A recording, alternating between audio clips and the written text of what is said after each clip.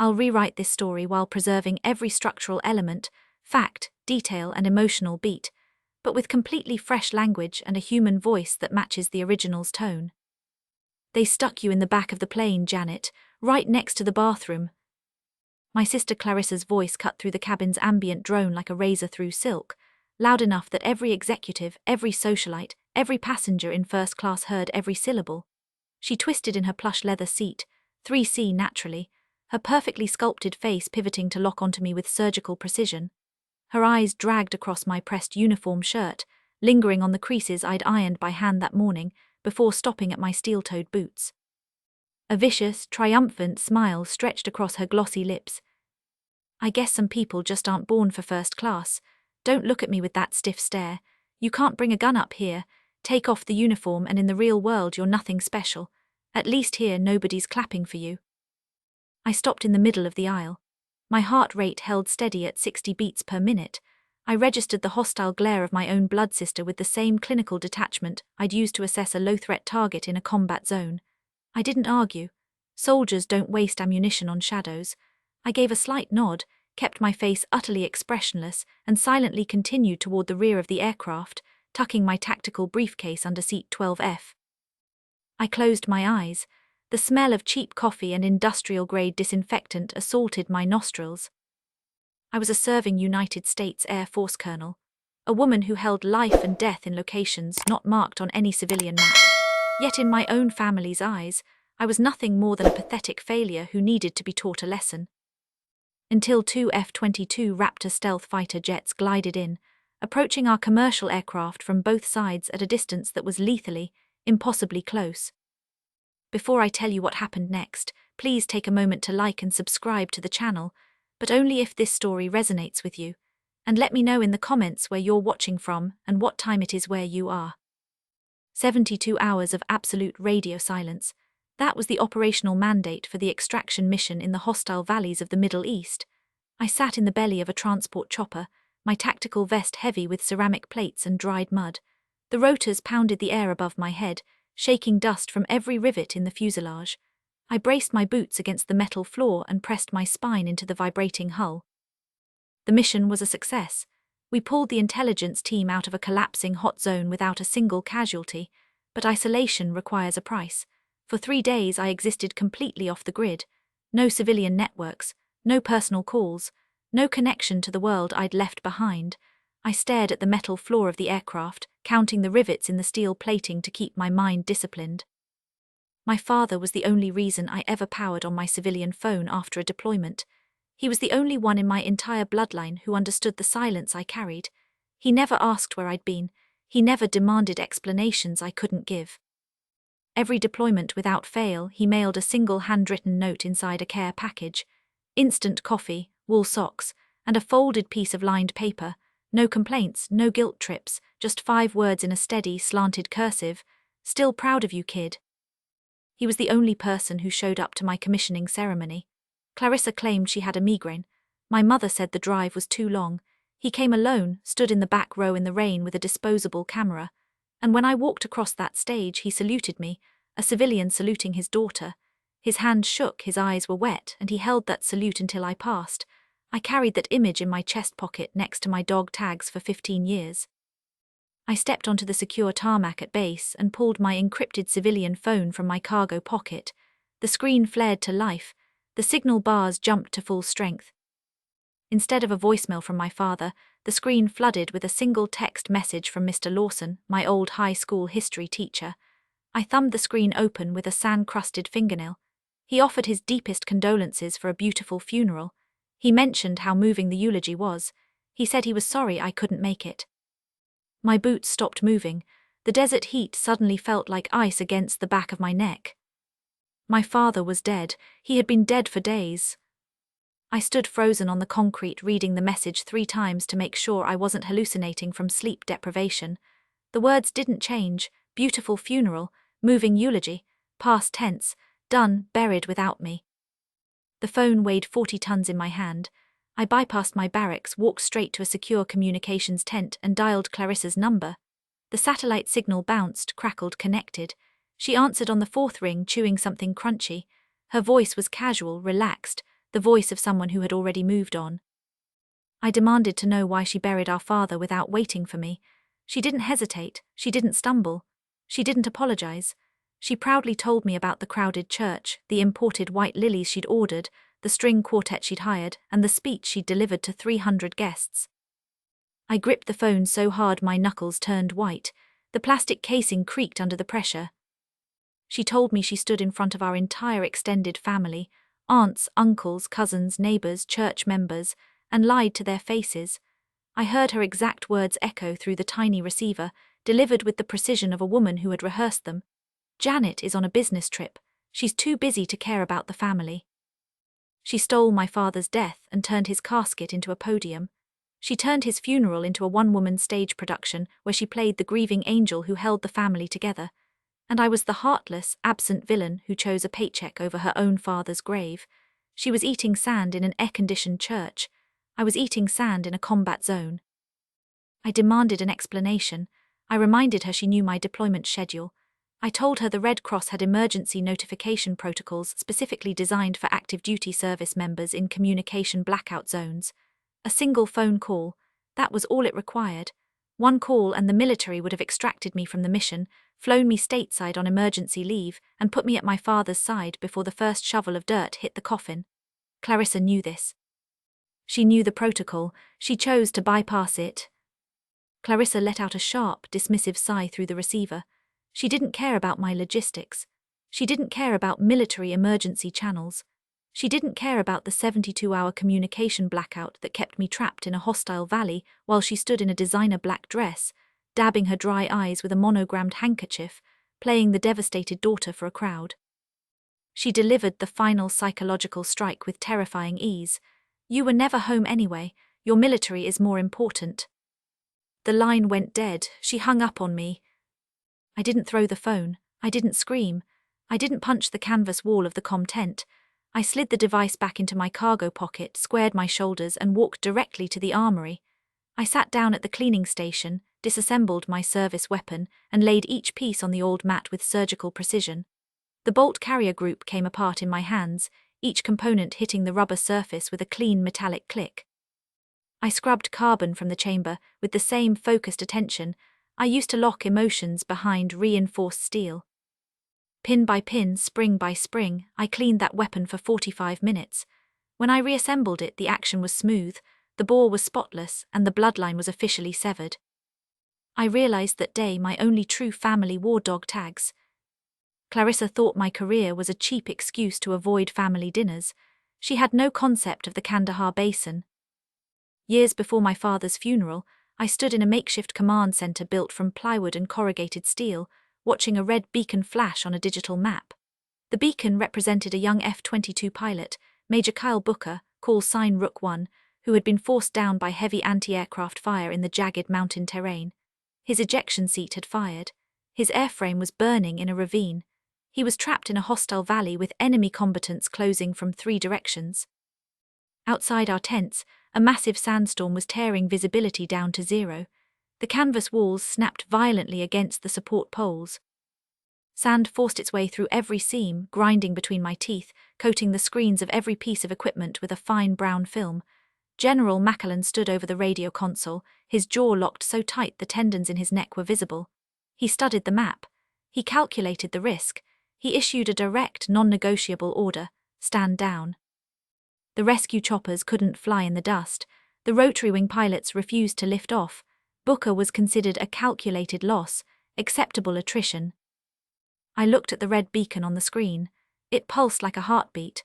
A 28-year-old kid was bleeding out in a ditch, and the United States military had just decided he wasn't worth the fuel. I refused to let a soldier die alone in the dirt. I unclipped my radio from my vest and dropped it onto the command table. The plastic casing cracked against the plywood surface. The sound cut through the tent like a gunshot.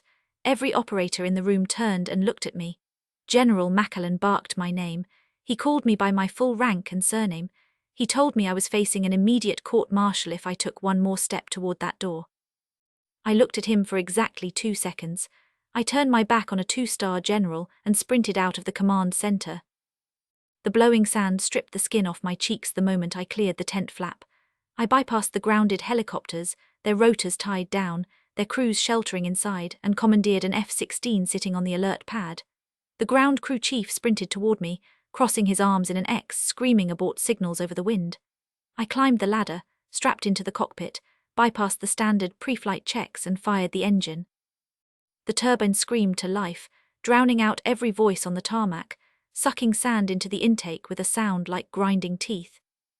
I was a JSO operative with multi-platform flight clearance, and I was going to carve a path through that storm, even if it cost me my stripes and my freedom.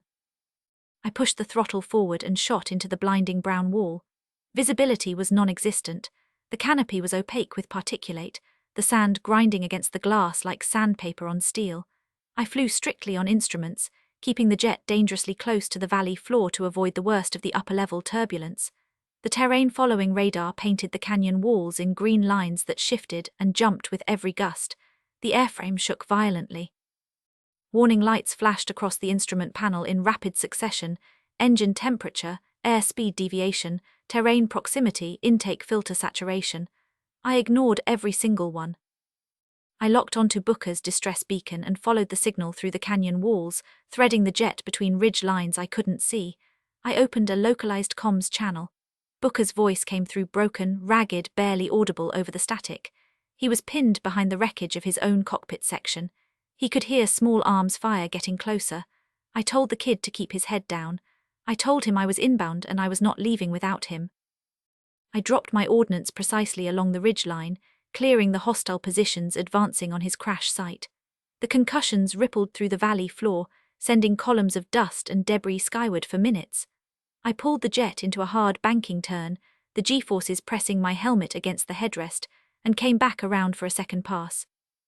I circled the perimeter at dangerously low altitude, burning fuel at an unsustainable rate, keeping the remaining hostile forces pinned down with the sheer acoustic terror of a low-altitude fighter pass. The sound of an F-16 at 200 feet is a weapon in itself. It shakes the ground. It stops men from thinking. I held the circle, pass after pass, fuel gauge dropping toward bingo, until the storm broke just enough for a heavily armored extraction team to roll in on the ground. I watched through a brief gap in the dust as armored vehicles reached the crash site. They pulled Booker from the wreckage. He was alive. Burns on his right arm and torso, a broken collarbone, a laceration across his forehead that had soaked his flight suit collar dark with blood, but alive. His heartbeat showed on the medic's monitor, and that monitor was the only thing I needed to see. When I landed back at base, military police were waiting on the tarmac in a line. I powered down the jet, unclipped my harness and stepped down the ladder directly into custody. 2 MPs flanked me, one on each side. They confiscated my sidearm and my backup knife. They escorted me across the tarmac in full view of the ground crews, the maintenance teams, and every operator on the base who had watched me take off into the storm. I walked with my chin level and my shoulders square. They brought me to a holding room with a single metal chair bolted to the concrete floor and a bare bulb hanging from the ceiling on a frayed cord. I sat in that chair for 6 hours before the tribunal convened. I faced the charges. I accepted the formal reprimand. My spotless service record now carried a permanent black mark for insubordination, unauthorized appropriation of military assets, reckless endangerment of a government airframe, and violation of a direct order from a commanding general. But Booker lived. He walked into my holding room 3 days later. His right arm was in a sling. Second-degree burns were visible on the right side of his flight suit, where the cockpit fire had eaten through the fabric before ejection. The skin on his forearm was raw, blistered, and wrapped in white gauze that was already soaking through with fluid. He stood in the doorway and saluted me with his left hand.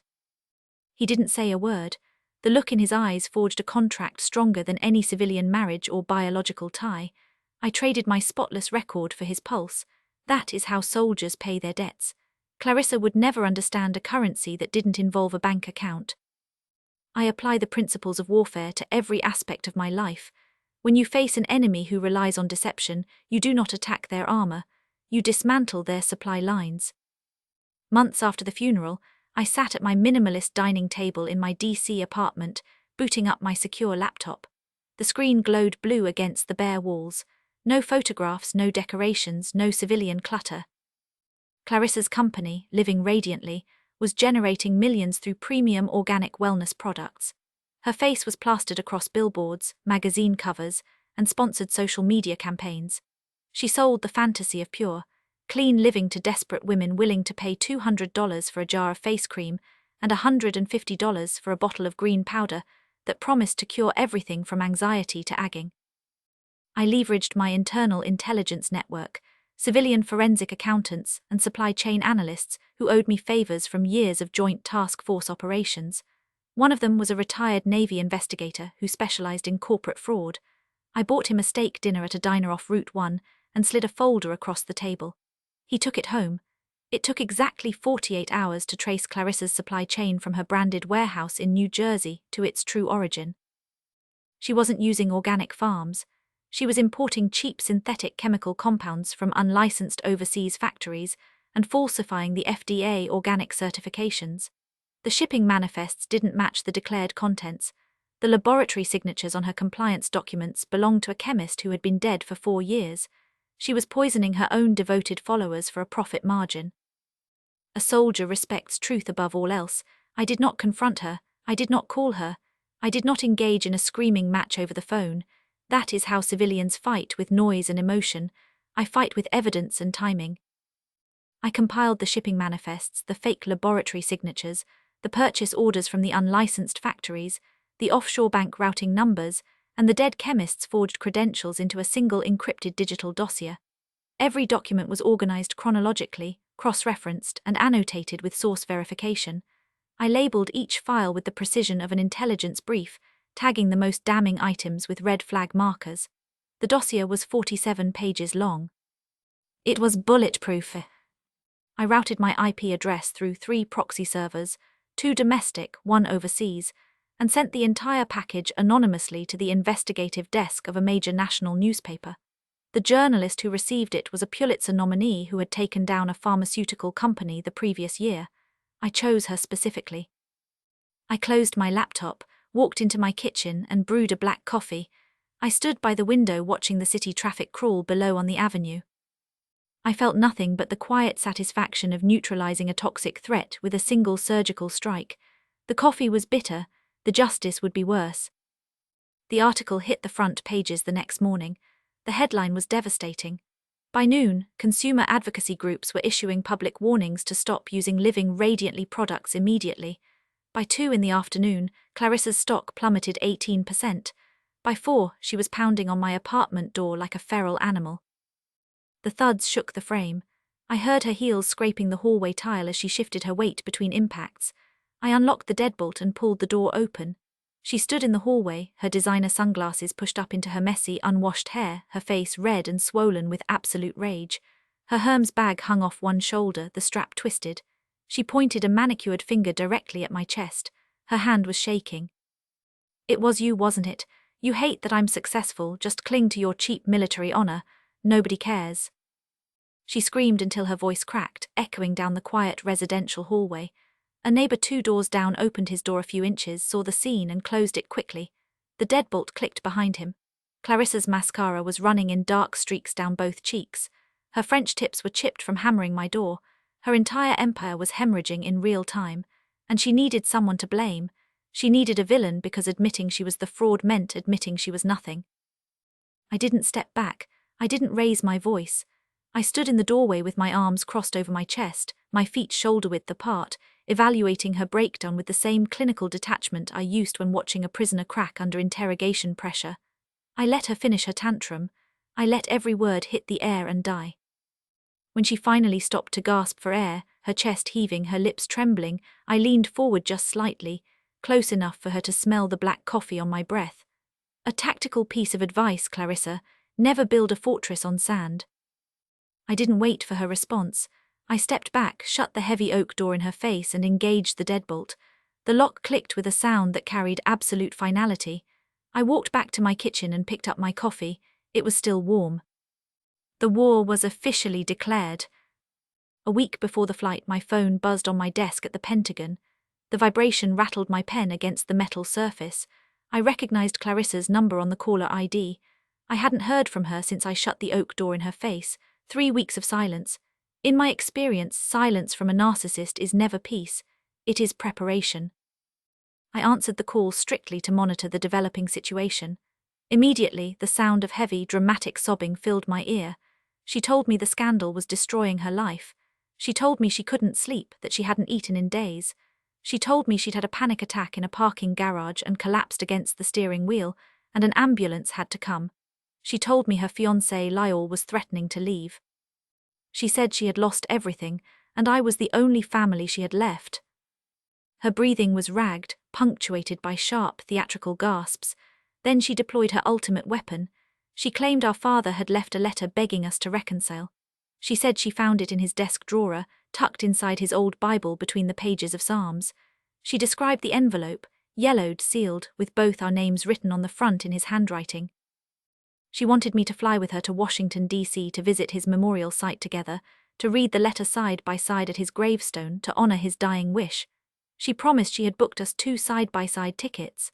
First class, retreat. She said she wanted to make things right. Her voice cracked with the precision of a trained actress hitting her emotional mark on cue. I listened to her erratic breathing through the receiver, mathematically analyzing the probability of her sincerity against the complete pattern of behavior I'd catalogued and cross-referenced over 3 decades of manipulation. The probability was 0. I knew it was an ambush. Every tactical indicator confirmed it. But a soldier does not retreat from a designated objective simply because the terrain is hostile. If there was even a fraction of a % chance that honoring my father's memory required me to step onto that plane, I would do it. I owed him that much. I owed the man who stood in the rain and saluted me. I opened my laptop before packing and checked Clarissa's social media accounts. The confirmation was immediate and damning. She had posted a story to her followers 3 hours before calling me. The image showed a pair of airplane tickets fanned out on a marble countertop next to a vase of white roses. The caption read, "Healing the family one step at a time. Some bonds are worth fighting for." She had tagged a photographer and a lifestyle journalist. She had pre-staged the entire reconciliation as a public relations recovery campaign. The tears on the phone were rehearsed. My father's memory was a prop in her comeback narrative. I closed the laptop and memorized the URL of the post for future reference. I packed my standard tactical duffel bag, 2 changes of undergarments, toiletry kit, encrypted laptop, backup phone. I pressed my dress uniform, checking the creases with the edge of a ruler. I treated the trip precisely like an active deployment into hostile territory. I arrived at the Dallas departure terminal exactly 3 hours early. I walked through the sliding glass doors, scanning the perimeter, identifying the exits, counting the security cameras, and preparing my mind for whatever psychological assault my sister had planted. Clarissa was waiting near the VIP lounge. She wore oversized sunglasses and a full-length cashmere coat, flanked by her fiancé Lyle, a man with a weak chin, soft hands, and a trust fund that had never been tested by a day of real labor. He carried her monogrammed carry-on and stood slightly behind her like a butler. She didn't hug me. She didn't extend her hand. She handed me a paper boarding pass with a fake, apologetic smile. She claimed there was an issue with the booking system, a last-minute computer error completely out of her control. She and Lyle were in seats 3A and 3C first class. I looked down at the boarding pass in my hand. Seat 12F, the very last row of the aircraft, pressed against the rear bulkhead, directly beside the lavatory. It was a calculated physical manifestation of her hierarchy. She wanted me visually subordinated in front of a plane full of strangers. She wanted every passenger to watch the colonel walk past the champagne and leather and disappear into the back with the checked bags and the cleaning supplies. I took the boarding pass without a single flinch.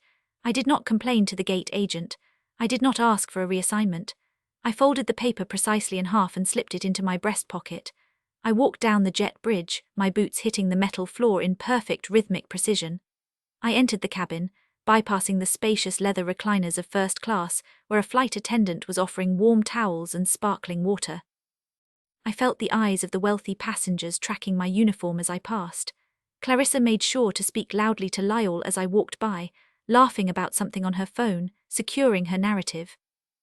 I kept my chin parallel to the floor, navigating the narrow aisle, walking straight into the trap she had designed to break my spirit. I moved past row 3. That was when Clarissa unleashed the full ambush from her plush 3C seat. She twisted her body to face the cabin, ensuring maximum audience coverage, and her voice pierced the quiet air like a blade.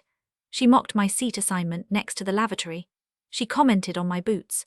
She told the cabin I wasn't important enough for the front. I absorbed the impact of every word the way I absorb incoming fire. I catalogued it, assessed the threat level, and refused to flinch. She told me my uniform meant nothing in the real world. She declared that nobody was clapping for me here. I stood in the aisle, my duffel bag heavy in my right hand, the strap cutting into my palm. I looked into her eyes. Behind the contour makeup and the veneers and the false lashes, I saw the desperate, hollow void of a woman whose entire empire was collapsing and who needed to destroy someone else to feel whole. I refused to give her the reaction she craved. I gave her nothing. An expressionless face is the most devastating weapon against a narcissist. It denies them the fuel they need to survive. I reached the back of the plane, row 12. The seat was cramped against the rear bulkhead, the cushion thin and worn, the armrest scratched from a decade of budget passengers. The overhead compartment was already stuffed with other people's bags. I shoved my tactical duffel under the seat in front of me, ensuring the straps were secured and the bag wouldn't shift during flight. I sat down and locked my seat belt. The metal buckle was cold against my thighs. The harsh smell of cheap coffee grounds and sharp blue disinfectant from the lavatory flooded my lungs through the thin partition wall. Every time someone opened the lavatory door, the chemical odor surged. I closed my eyes. I initiated a 4-count tactical breathing sequence. Inhale for 4 seconds, hold for 4, exhale for 4, hold for 4. I repeated the cycle 7 times. I locked my anger inside a mental vault, sealed it with the same discipline I used to control my heart rate during a firefight. I would not allow a civilian narcissist to compromise my operational composure. Not here, not in this aluminum tube, not in front of these strangers who had already judged me based on my sister's performance. I opened my eyes and surveyed the cabin with a slow, practiced scan, left to right, front to back, the same way I clear a room. Several passengers in the rows ahead were turning their heads, stealing glances at me over their headrests. They whispered to each other behind cupped hands. They had heard every word of Clarissa's speech. They were evaluating me through the lens of her vicious narrative, accepting her version as truth because she delivered it first and she delivered it loud. To them, I was the outcast, the rigid, unloved sister relegated to the back of the bus. A businessman in row 10 wearing a navy blazer and wireless earbuds shook his head with a smirk and returned to his laptop. A young flight attendant avoided making eye contact with me as she checked the overhead bins, her gaze sliding past me like I was a piece of luggage. The social isolation was absolute and clinical. Clarissa had established her dominance and framed me as the villain in a single monologue. I sat in silence, isolated in a crowd, carrying the weight of my father's stolen funeral on my shoulders, while the woman who stole it sipped champagne 40 feet away. I checked the heavy steel chronograph on my left wrist. We were 10 minutes from pushback. Clarissa had won the ground war. She had successfully established her dominance in this metal tube. I rested my hands flat on my knees, keeping my spine perfectly straight against the uncomfortable cushion. The heavy aircraft doors thumped shut with a pressurized seal. The cabin pressurized, popping my ears. I looked out the scratched plastic window at the tarmac. Ground crews disconnected the jet bridge and the fuel lines. Through the reflection in the glass, I caught the flight deck door opening briefly.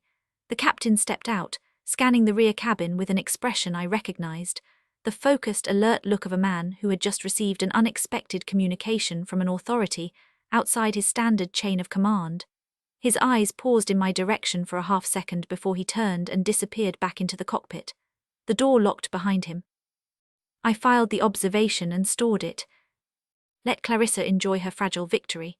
Watching my sister smile in first class while I sat next to the bathroom made my blood boil. So please like this video and share your own toxic family stories in the comments below. You need to hear how the universe delivers karma in the most terrifying way possible. We leveled off at 30,000 feet. The seatbelt sign chimed off with a soft electronic tone. The cabin relaxed into its cruising rhythm. Laptops opening, noise-cancelling headphones going on, overhead lights clicking off. Clarissa immediately ordered a mimosa. Her laugh drifted down the aisle like a victory parade. Lyle leaned over and kissed her cheek. She placed her hand on his jaw and tilted his face toward the cabin, making sure people saw. She was performing. She was always performing. Then the atmosphere changed. It didn't start as a sound. It started as a deep structural tremor that I felt before I heard. A heavy, rhythmic vibration began to pulse through the aluminum hull of the Boeing. My boots vibrated against the floorboards, the plastic tray tables rattled in their housings, the water in a passenger's cup rippled in concentric circles. This wasn't standard turbulence.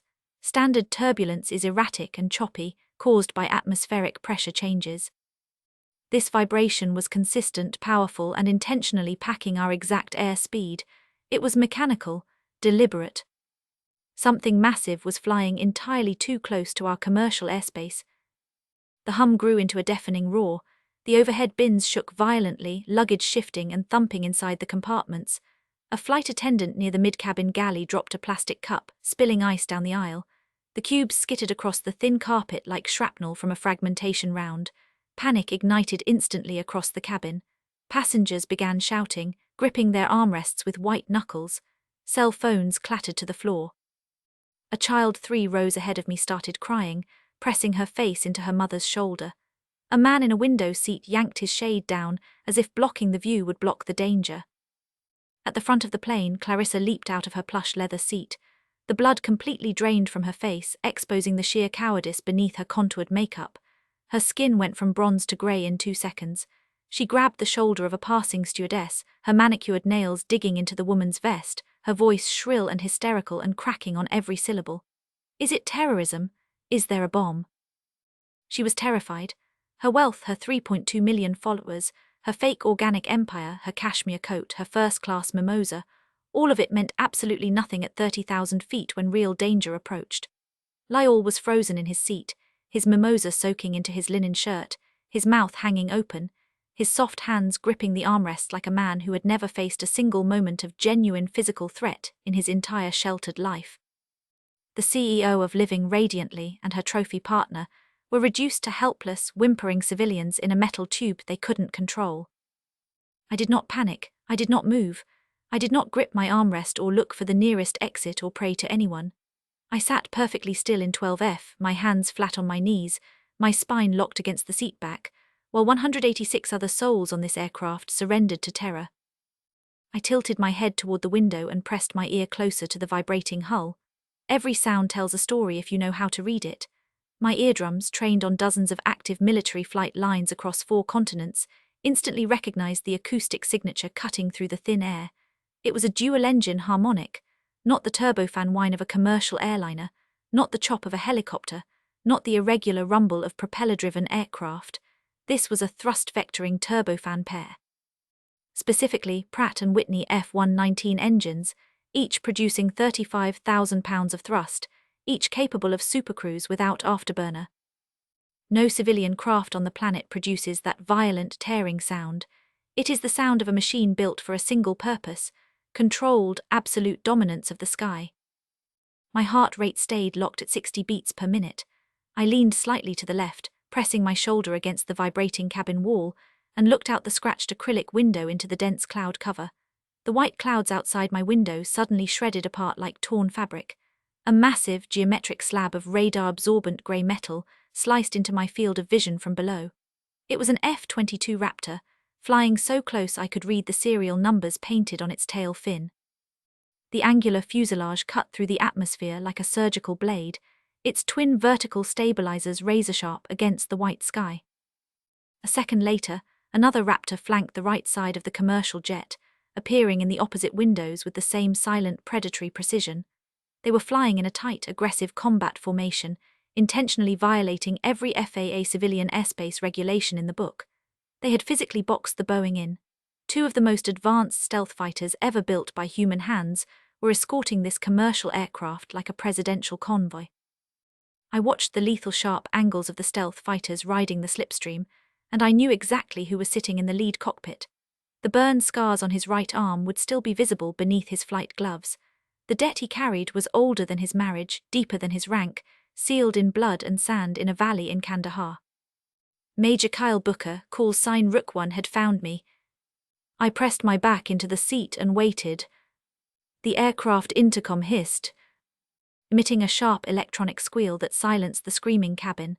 Every shout, every prayer, every panicked whisper died instantly, cut off as if someone had pulled the plug on the entire human frequency.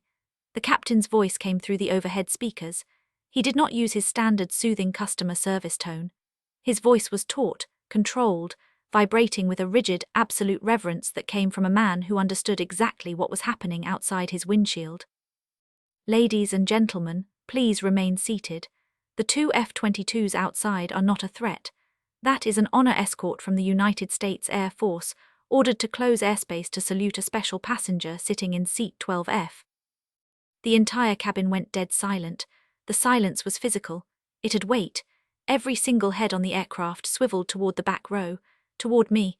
187 pairs of eyes locked onto the woman in the pressed uniform sitting next to the bathroom. The businessman in row 10 who had smirked at me earlier was now staring with his mouth open. His wireless earbuds dangled forgotten from one ear. The flight attendant who had avoided my eyes was gripping the drink cart with both hands, frozen in the aisle. Her lips parted.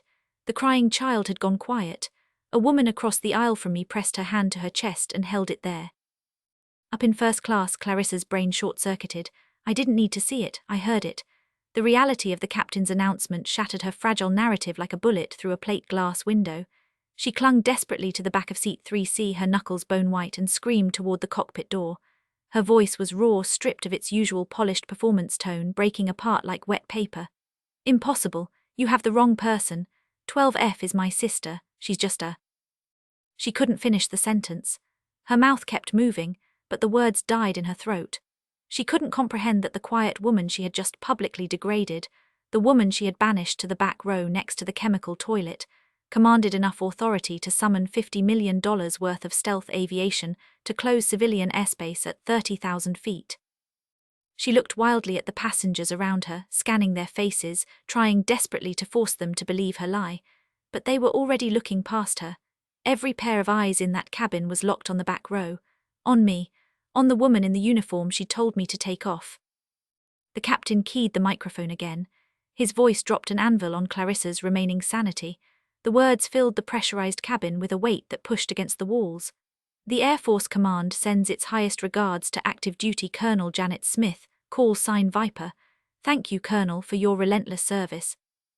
The words hit the cabin like a physical shock wave. My true rank, my true identity, my call sign, earned in dust and fire and insubordination, and a rescue that should have killed me. Stripped of the civilian shadows and broadcast at 30,000 feet to every person on this aircraft. The man flying the lead F-22 outside my window was Major Kyle Booker. He had tracked my flight manifest through military channels. He used his authority as squadron commander to orchestrate a full military intercept. 2 F-22 Raptors scrambled from Langley Air Force Base to close commercial airspace and pay his blood debt. The blood debt I earned in a sandstorm in Kandahar when I chose his pulse over my spotless record, when I chose a stranger's life over my own career. He remembered. Soldiers always remember. I looked out the window. The lead F-22 abruptly dropped its left wing, performing a sharp, aggressive roll. A supreme military aviation salute reserved for the highest honors. The aircraft tilted against the white clouds, its wing cutting a line through the sky like a blade acknowledging a commander on the ground. The second jet mirrored the maneuver with synchronized precision, rolling in perfect unison. The sky itself was bowing down. Inside the cabin, a lone man started clapping. He was sitting in row 8, a grey-haired veteran wearing a faded army baseball cap, the brim worn soft from decades of use. His weathered, sun-spotted hands came together slowly, deliberately, with the weight of a man who understood exactly what he was witnessing. Then another passenger joined, a woman in row 6, then a teenager across the aisle, then the flight attendant. Within seconds, the entire aircraft erupted into a deafening standing ovation. Passengers were on their feet, applauding, cheering, some wiping tears from their faces. The businessman in row 10 stood up and nodded at me with a look of deep, undeniable respect, his smirk replaced by something I recognized: shame. Up front, Clarissa's knees buckled. Her legs gave out beneath her cashmere coat. Her fiancé didn't even try to catch her. Lyle sat rigid in his seat, staring straight ahead at the seatback in front of him, his hands gripping the armrests, his jaw locked in the expression of a man realizing he had bet his entire life on the wrong horse. Clarissa collapsed into her seat, burying her face in her hands as her entire empire of lies burned to ash at 30,000 feet. The mascara ran down her wrist, staining the cashmere cuffs. Her shoulders shook.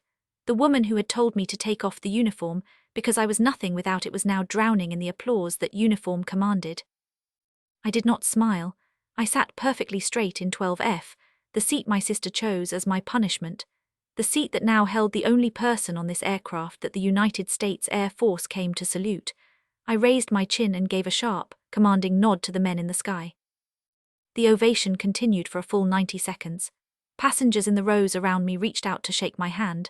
I accepted each handshake with a brief, firm grip and a nod. I didn't wave. I didn't stand. I didn't say a word.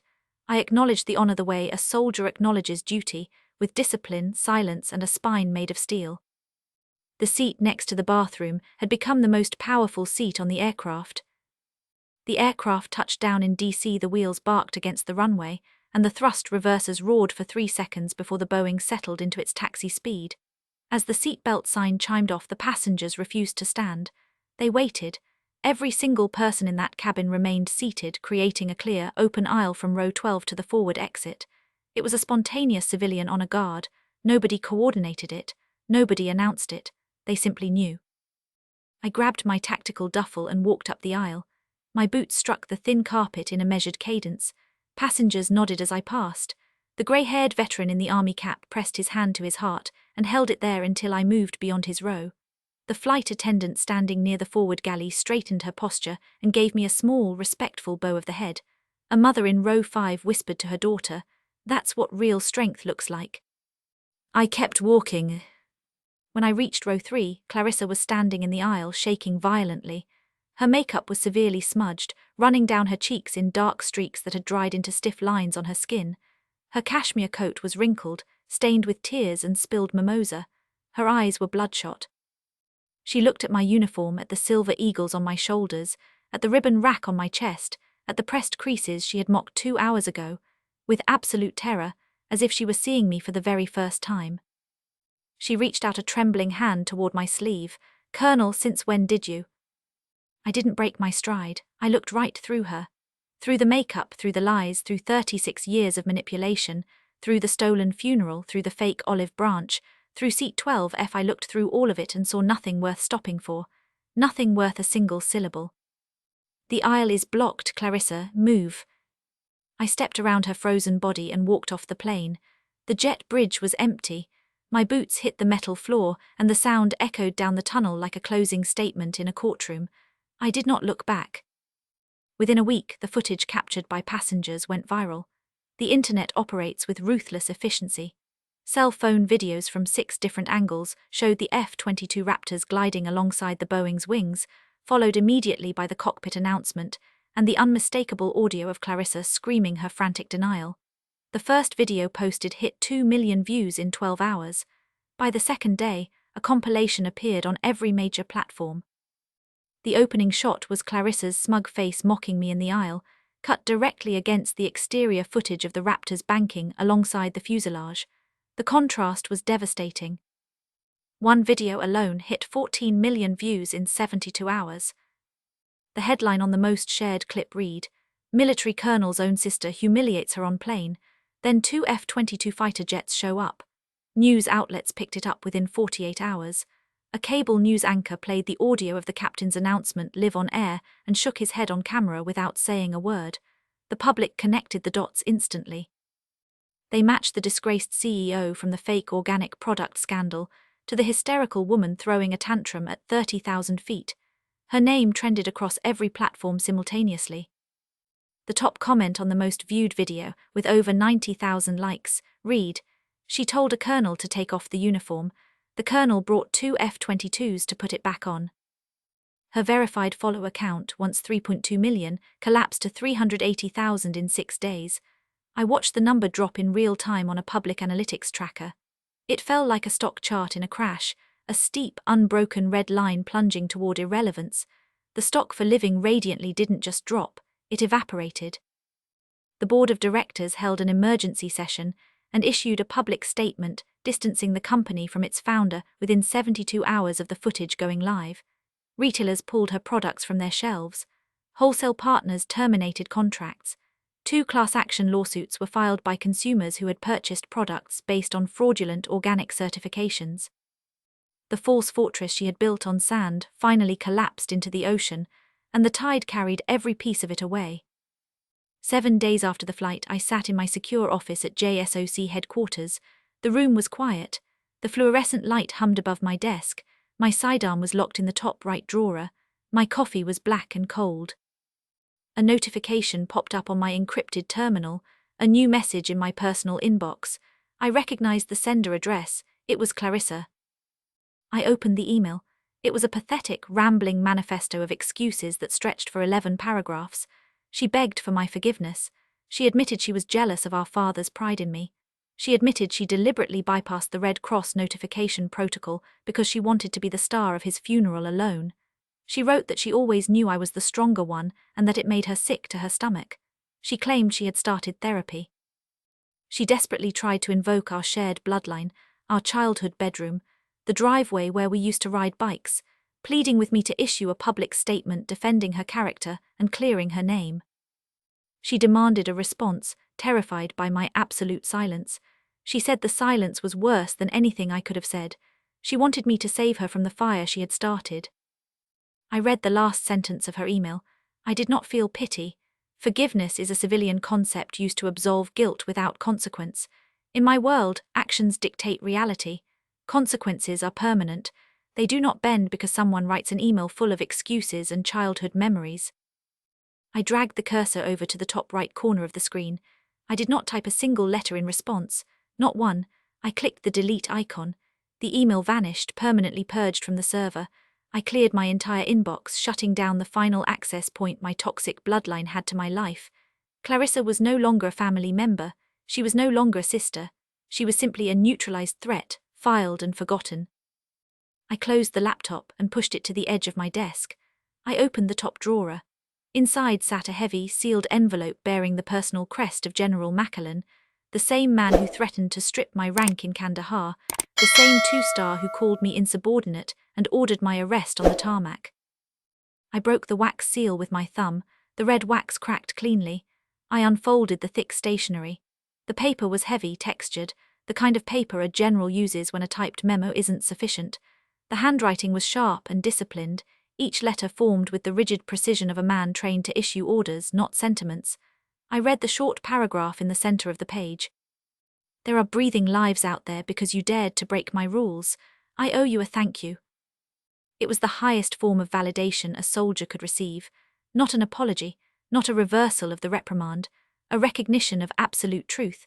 The general who called me insubordinate, who had my sidearm confiscated, who sat across from me at a tribunal and read the charges aloud, had taken a pen and written by hand that I was right, that the lives I saved were worth the rules I broke. I read the sentence twice. The weight of it settled into my chest, not as pride but as confirmation. I had paid the price and the receipt was in my hands. I folded the letter carefully along its original creases, pressing the edges flat with my thumbnail. I placed it back into the drawer next to my father's last care package note, the one that read, "Still proud of you, kid." 2 pieces of paper, 2 men who saw me clearly. One was blood, one was brass, both told the truth. I locked the drawer securely with the small brass key I kept on my dog tag chain. I stood up and walked over to the full-length mirror mounted on the back of my office door. I looked at the woman staring back at me. The lines around my eyes were deeper than they were 5 years ago. The jaw was harder. The posture was locked in place by 2 decades of military discipline and a lifetime of family warfare. I smoothed the lapels of my dark blue dress uniform. I checked the alignment of my ribbons, adjusting the National Defense Service medal a fraction of an inch to the left. I touched the silver eagles pinned to my shoulders. Clarissa told me to take the uniform off because I was nothing without it. She was wrong. The uniform didn't make me strong. My unbreakable will gave power to the uniform. Every crease, every ribbon, every polished button was a record of the choices I made when no one was watching and no one was clapping. I left my office and walked out of the command building into the late afternoon air. The sun hit the vast expanse of the military tarmac, casting long shadows from the hangars and control towers. A platoon of young cadets was marching in formation in the distance, their boots striking the pavement in unison. As I stepped onto the edge of the flight line, a young female cadet broke from the formation. She was barely 20, her boots still new and stiff, her uniform still carrying the sharp creases of someone who pressed it with too much starch. She stopped 3 feet in front of me, snapped to attention and delivered a textbook salute, palm flat, fingers together, wrists straight. She didn't say a word, She didn't need to. The look in her eyes carried everything. She had seen the video, and she was saluting the woman who proved that a female officer could command the sky. I returned the salute. She held it for 2 seconds, then pivoted sharply on her heel and jogged back to her platoon. The exchange lasted 4 seconds. It carried the weight of a generation. High above the base, a pair of F-22 Raptors roared across the painted sky, leaving twin white contrails cutting toward the horizon like chalk lines drawn on blue slate. The engines tore through the silence with that unmistakable F-119 harmonic. I watched them disappear into the clouds. I didn't salute. I didn't need to. They knew I was down here, and I knew they were up there. My family